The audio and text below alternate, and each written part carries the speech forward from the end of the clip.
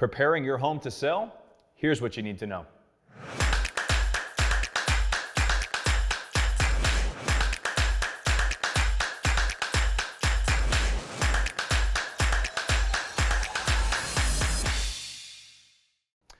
Hi, I'm Matt Farnham. Welcome back to Real Life at Level 10. This is episode 12, and we're going to discuss if you want to prepare your home for the market to sell it, what do you need to know? So first of all, let's just get this out of the way. This is an HGTV world, and you have to keep that in mind when you're preparing your home to sell.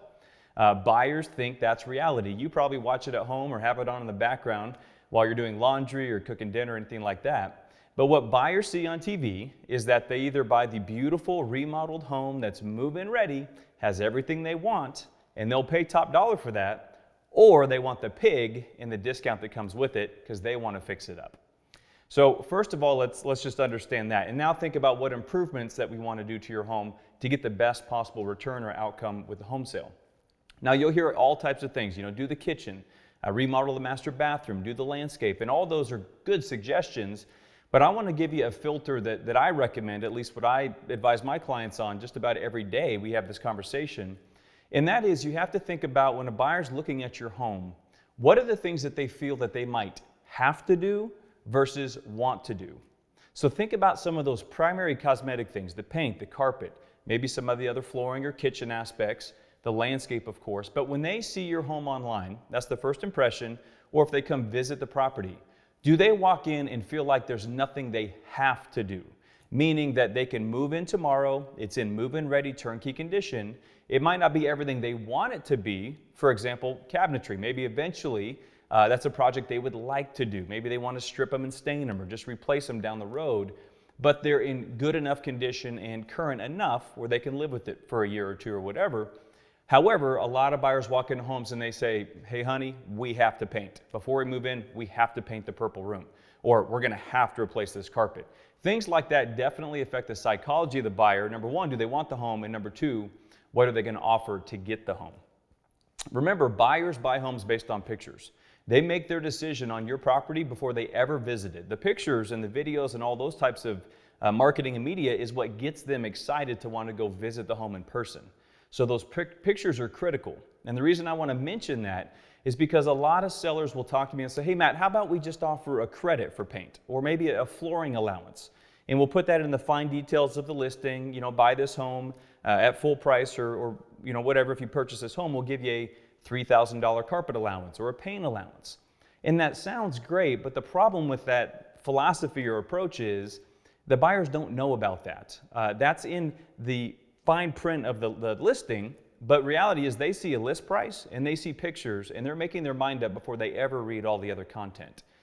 So it's a dangerous strategy to do that. I would encourage you to either just price the home accordingly to reflect the current condition so that it puts you in the best value proposition to the buyer for what they're seeing online, or consider doing the certain things where they don't feel like there's anything that they have to do.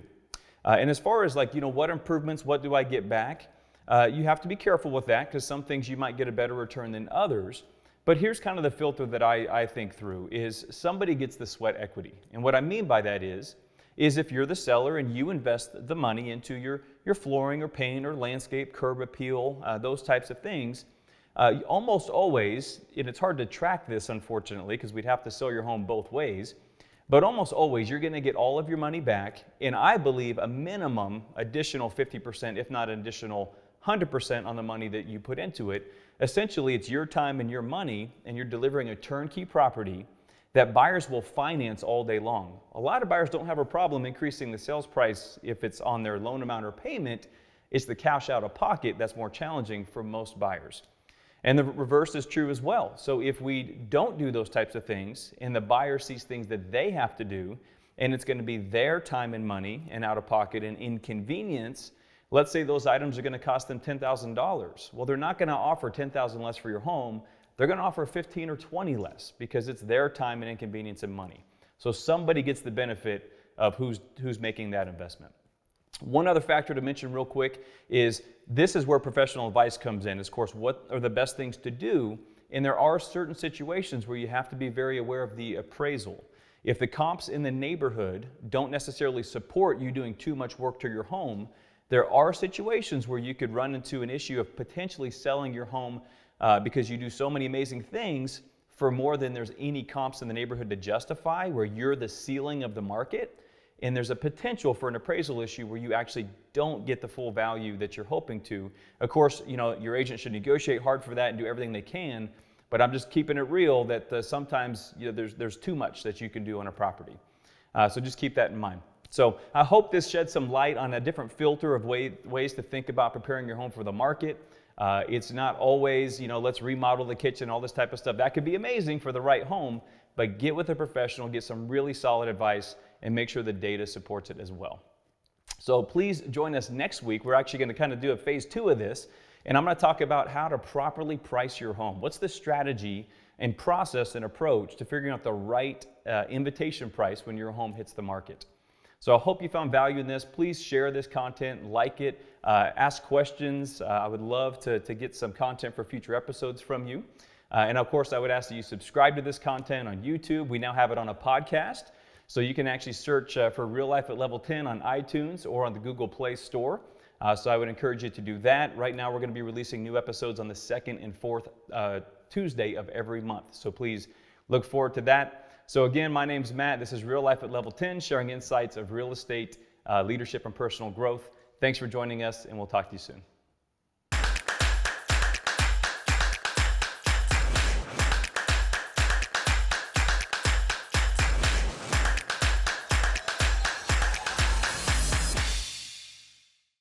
This week's episode was filmed at our Team Farnham listing at 3155 Via Como Drive. It's a city loft listing here in Henderson. For more information on this home, visit the website on the screen below, or for your private showing, call us today.